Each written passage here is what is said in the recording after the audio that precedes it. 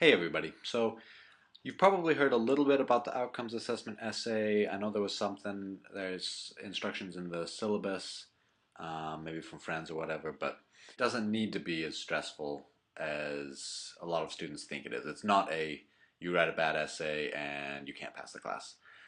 It is used to figure out whose portfolios need to go to review, and if your portfolio doesn't pass, then you can't pass the class. But that's kind of rather than just having an off week writing a poor essay, that's like having an off semester, and you probably should retake the class anyway. So let me overview a little bit of how this works, just to be sure that we're all on the same page. So the CWI English department uses the OA essay to assess student proficiency across all sections. So every English 101 student at CWI is writing this same essay.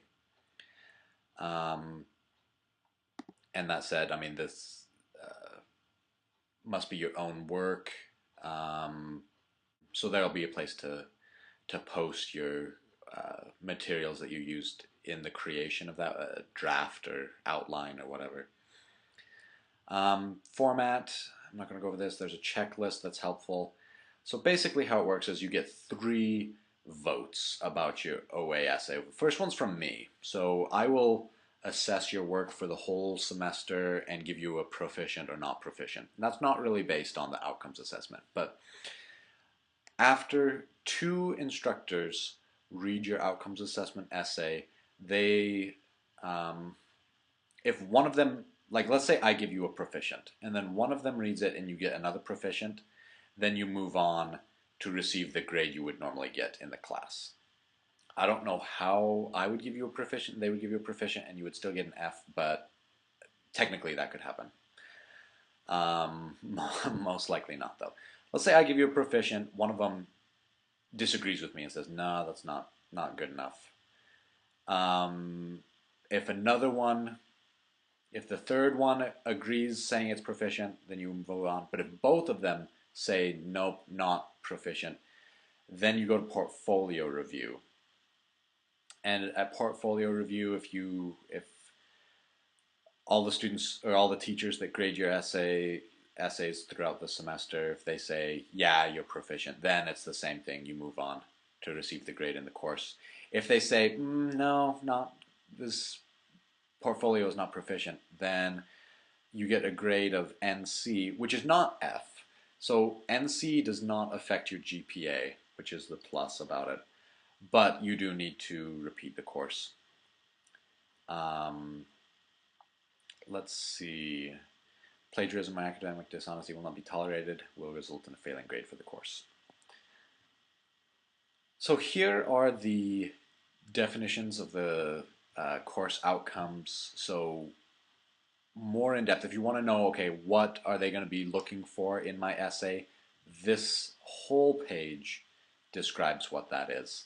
And in particular, your essay must have a works cited page, in addition to at least 4 pages of text. And one of the biggest things that people grading this essay look at is it a full 4 pages? So I would say plan on going on to the 5th page.